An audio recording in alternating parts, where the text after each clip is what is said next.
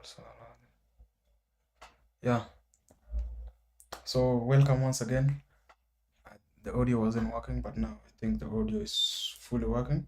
Let me test it.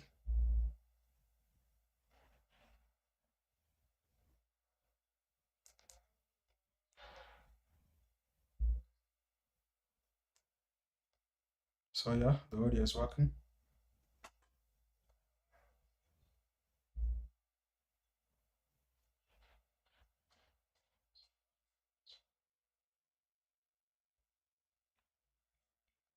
Yeah, and just share the live stream.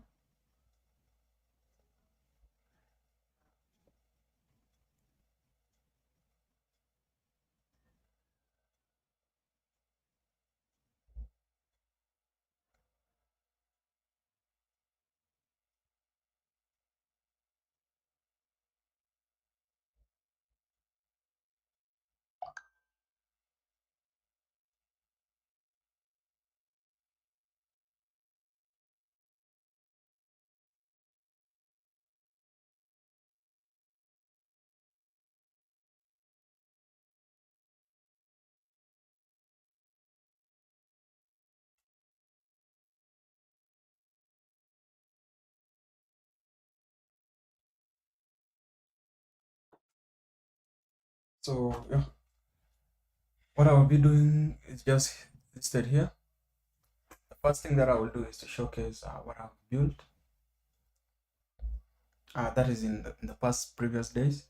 So I will showcase what I've built. And after showing case what I've built, I will also I will resume this sprint. That is, start gathering the requirements of the future. And then after gathering the requirements of that future, then I start tackling the task.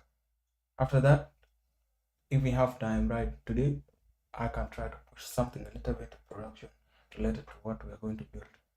So it's going to be a long stream. Hope you guys tuned in. I hope you will also learn something from here. So the first thing is to showcase what I have built.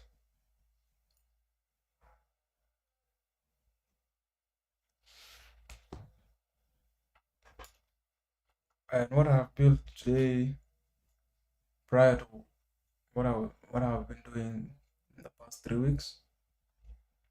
Is it 3 weeks or 2 weeks? Something like that. So this here, rather than opening it again, yeah. So I was working on the course service, and I uh tried implementing a feature where users can add courses. So here they can add courses, and they can also view their own courses plus adding their own thumbnails. So you can click new course, and then let's say I need to add a course from here. Get the thumbnail. Okay, I like this thumbnail. I'll say this, and then let me give it a title. I can say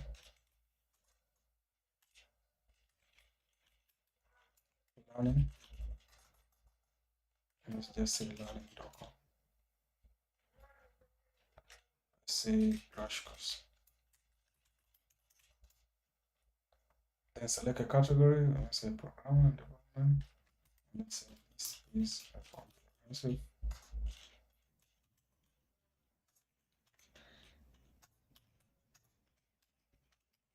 Comprehensive Docker crash. This crash course like this. Yeah. So after providing the details of the course, you click submit, click publish, and your course will be published automatically. That is here. Of course, including the category and the status.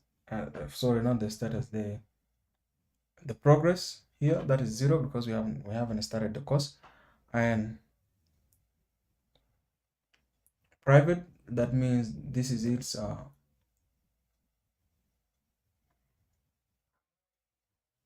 either course can be private or public. So that is it. So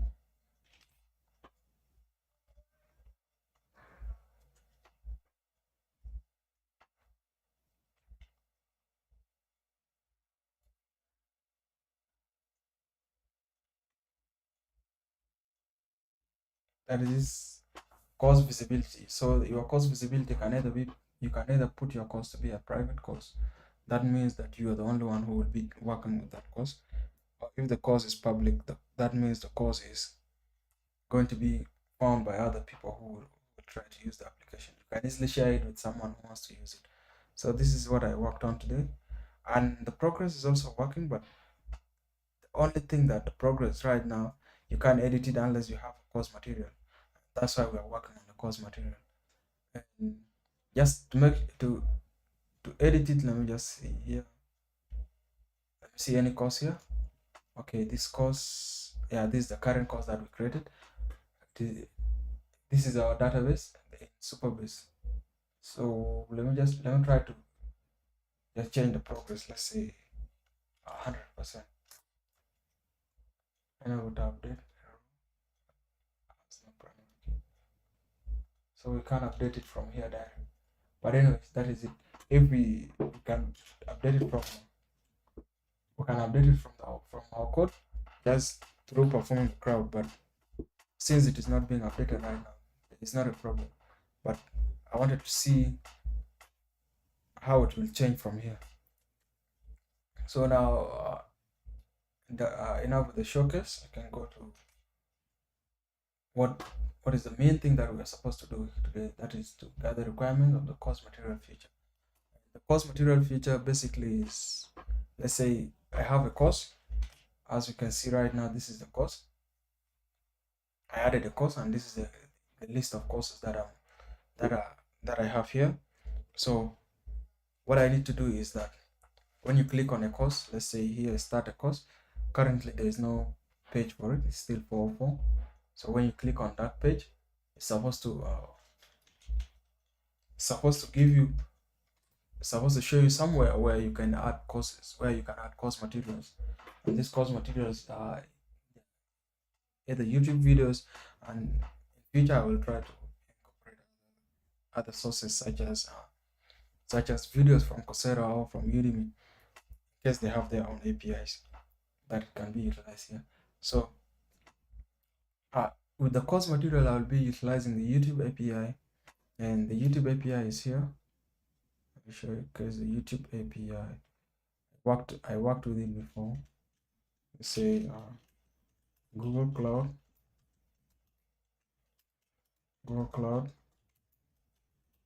Console.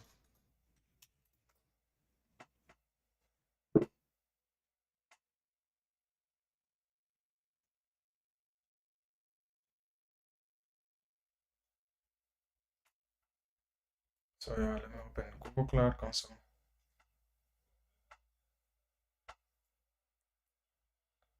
And then API and services. So here is where you can get APIs from different services. You can use different Google APIs for different services.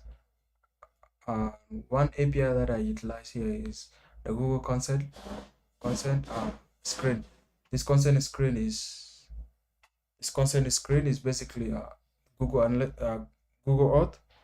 Let's say you are trying to log in, you can log in with Google. That's basically the Google consent screen.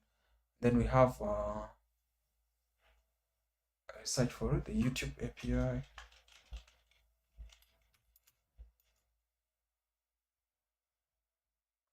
YouTube Data API version 3. So this YouTube API version 3 allows you to work with YouTube videos. That is here. You can get the information concerning YouTube videos from this API. There's so many APIs from Google, like Google Sheet API and Google Drive API, Gmail API.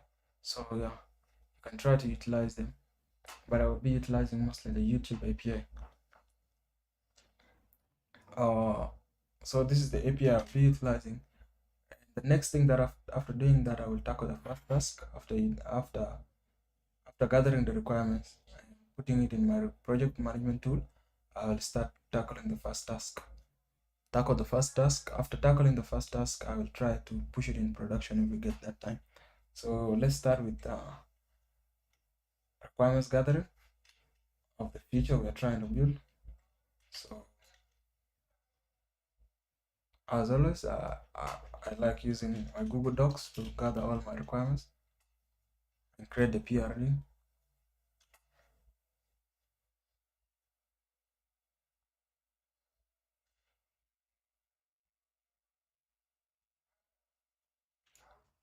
So this is one that I have worked with.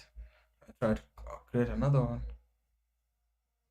that is currently I have now 3 PRD because there are 3 services. Done with the first service, the second service, and each service you're trying to start, you need to create a PRD for it.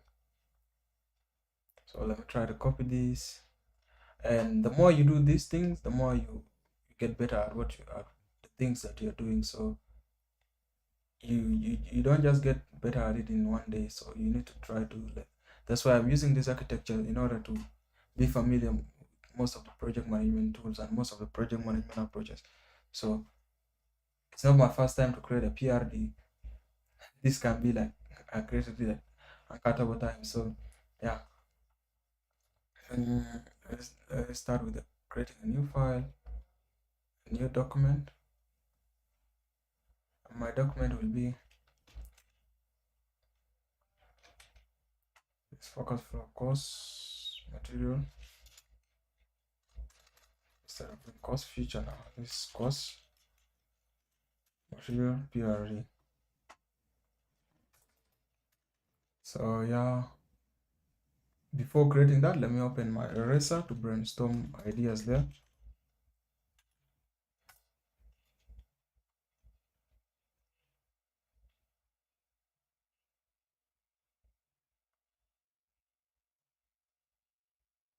Let me just use this open page where I can brainstorm ideas.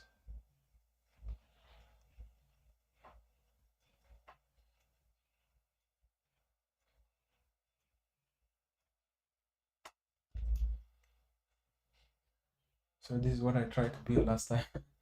Yeah, so just below it, I will try to add other things and also add this kind of diagrams to it. So let me just I need the Canva alone. Then below it here, say course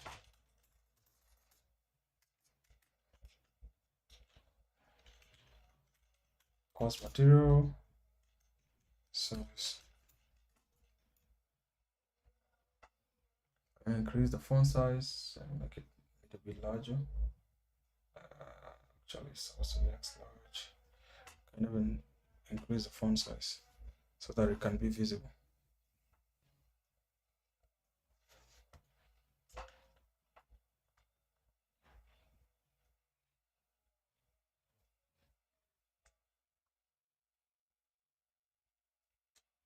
So increase my screen size.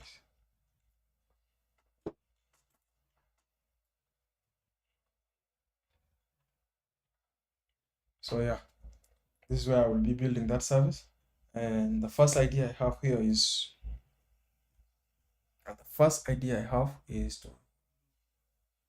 to think of how this application is going to be built. Because before building something, you need to have a picture. You need to have a picture in your mind about what you're building. So the picture I have in my mind about this is like right away when the users click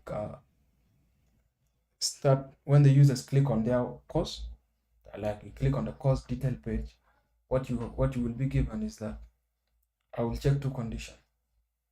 Let's say let me continue noting them down. Let's say clicking on the course. This is course detail page. Course details page. So when the user click on the course detail page, the user will be given the application will check does the course has course material. If the course doesn't have course material, what next to do? It will have to render a page, and that page is where oh, what I'm also thinking of when the user click on course detail page, if there is no any course, it will say you don't have any course material, so try to add course material. So the user will have a button to click, okay, add course material. On clicking that course material, the user will be given a model. I can either, I'm thinking of it to be a model or to be a page, but I will see ahead.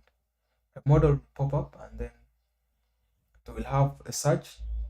It will have search button, and then within near the search, the user can either search for courses, that is from the YouTube API. The courses will be queried from the YouTube API, or the user can paste the link. It will be given two. The user will be given two options. So the option that the user chooses depends on how they want to get their course. So let me jot it down here.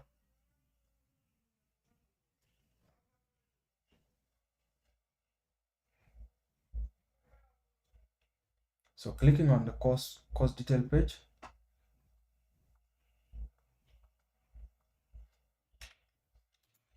if the user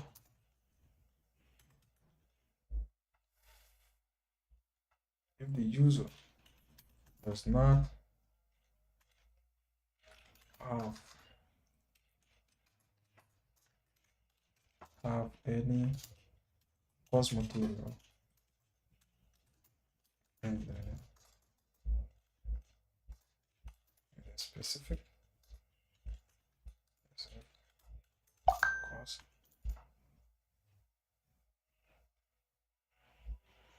if the user does not have any course material in the specific course,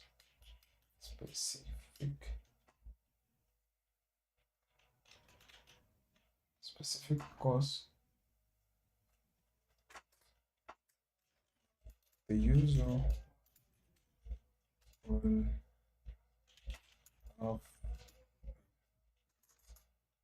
have a button to click button to click in order to on course material.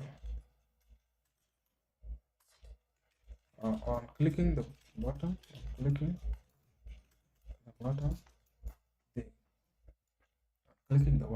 the pop-up appear, the pop-up model will appear with two options.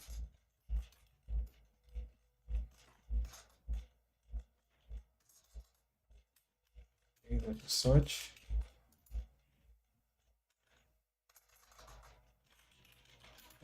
for a course, or add course material manual.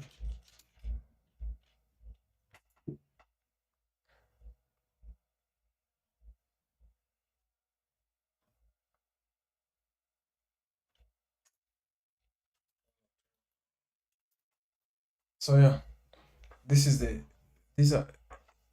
how I'm picturing this feature. So adding a course material will be by just going to the course detail page. After going to the course detail page, the user will have two buttons to click. Then on clicking the button, add course material, the user will have a pop-up, and the pop-up will either allow users to search for course and then browse the course material they want from YouTube, or the user will be given an input where they can paste the link to the playlist that they want. So this is it.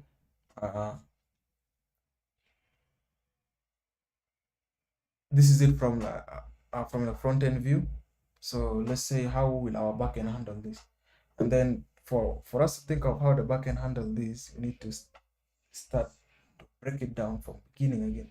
Clicking on the course detail page, if the user does not have any course, so the user does not have any course material, right? It will display that page. How would we do that? How would we think of it from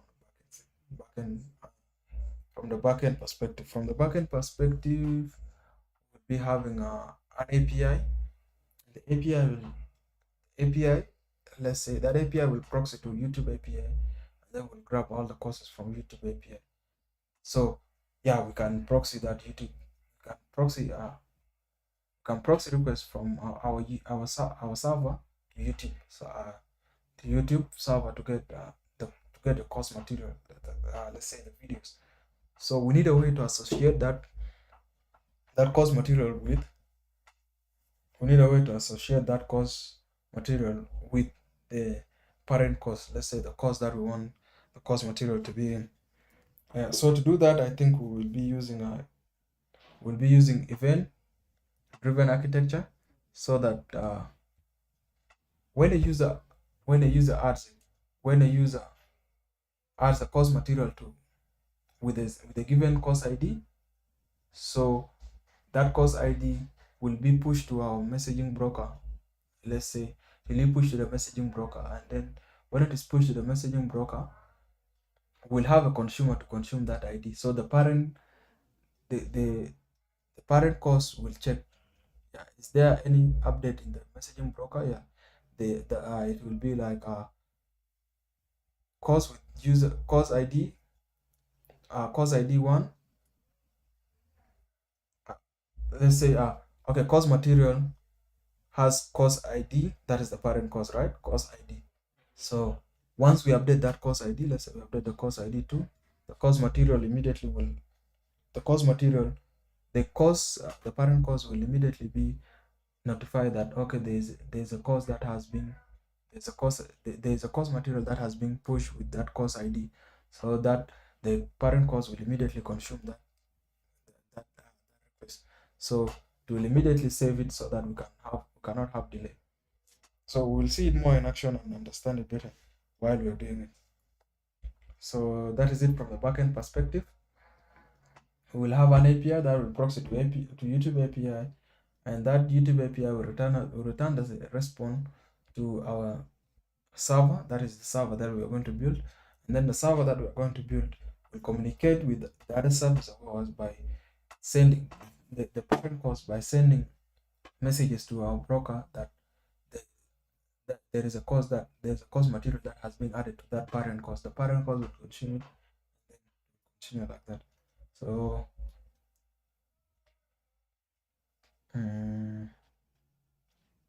this is it from this perspective, and then let's start thinking of the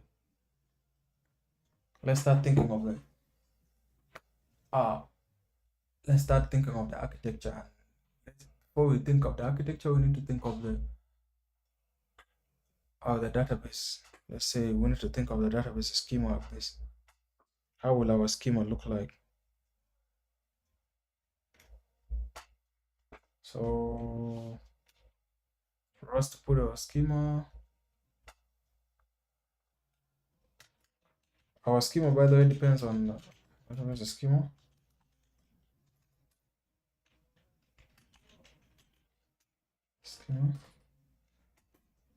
The schema depends on the YouTube API. So we'll go back to our YouTube API and see how the schema looks like.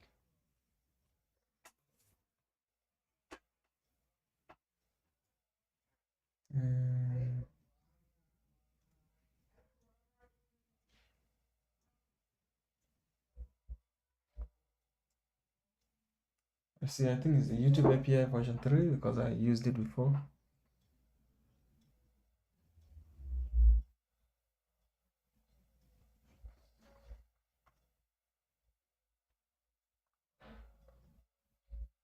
I'll get a way of getting it.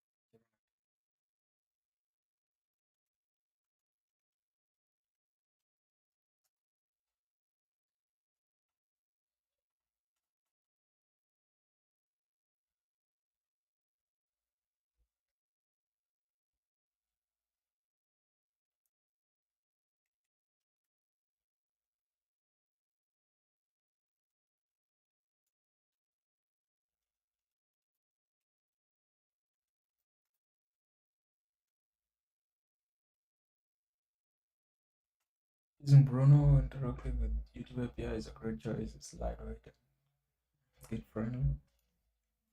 So these are the first step in order to set up your YouTube API.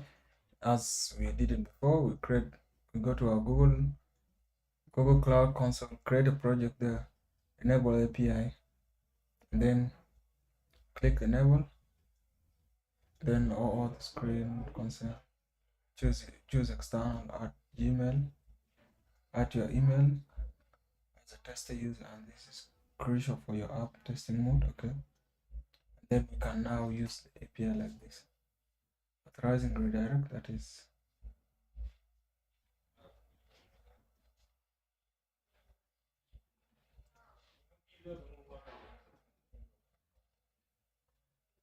so this is how it is. I can go API YouTube version 3. This will get all the channels, content, and then this. Anyways, let's follow the instruction and try to create something like that. Let's go to, I know that it is already being enabled. Let me enable it for this project to get another one.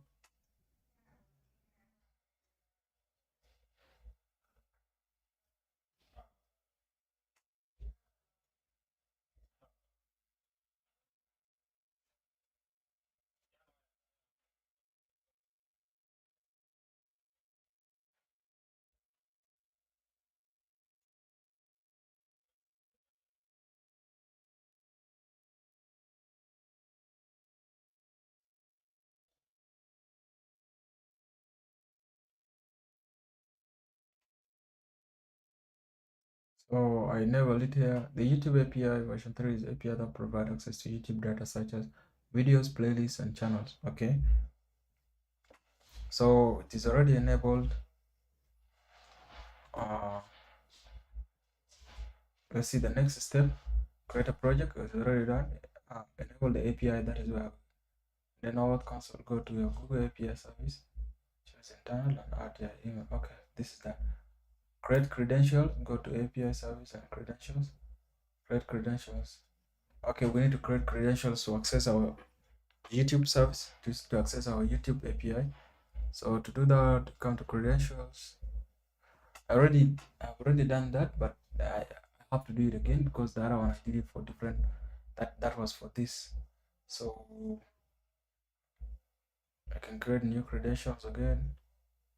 Let's say this time I'm creating the API key, and then I'll call it.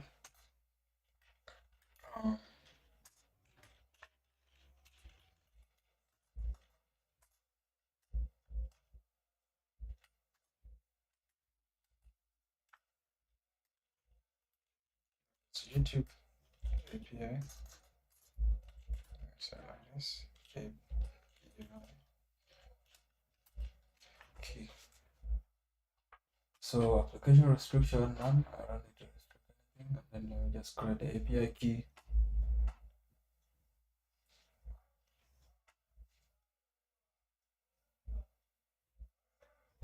So this is our API key. For now, let it just remain here.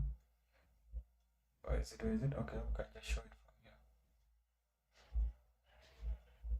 Alright, let it just remain there. We shall utilize it when create this credential. Authorize redirect. Open Bruno. Set up a project variable instead of pasting everything. Okay. Set up like client. Okay. Just no, this. I want to use YouTube API, not Google Auth. Use YouTube API. It's giving me instruction of using Google Auth. That's why I was surprised. Why is it giving us Google consent?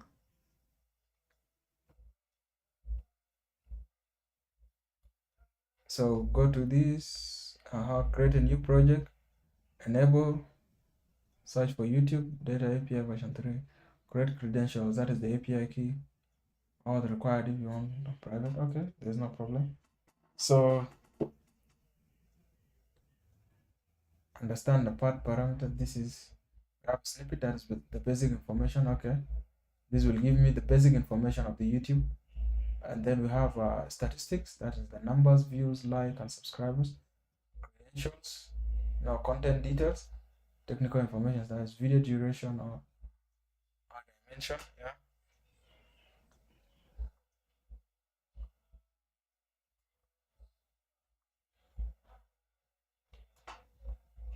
So let's see, what are the endpoints?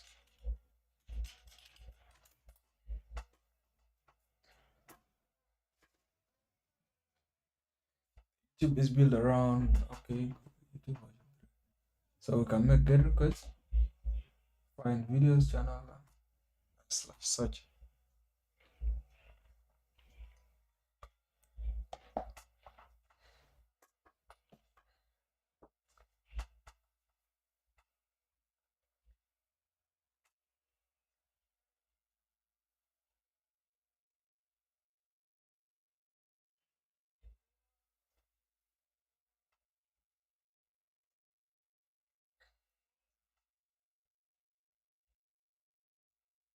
So let me try making this. Let me try to make this request.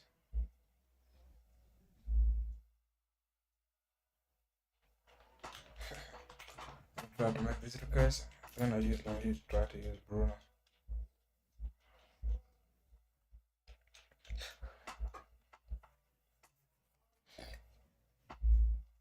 Oh, let me create a new collection. That is say YouTube API.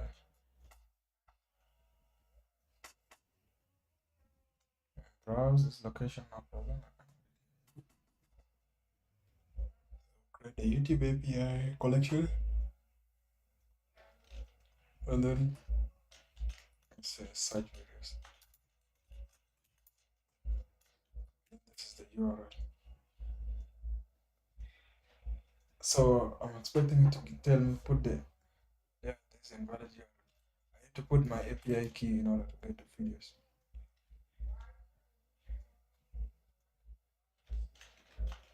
How can I do simple search?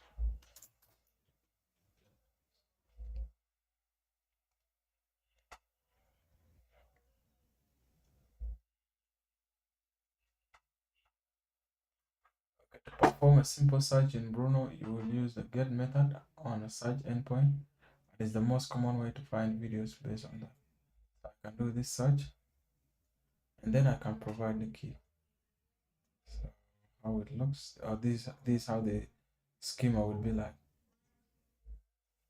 I'll provide this search, and then in params tab of your Bruno request, so I have to include this as parameters. But snippet requires to tell YouTube to return titles,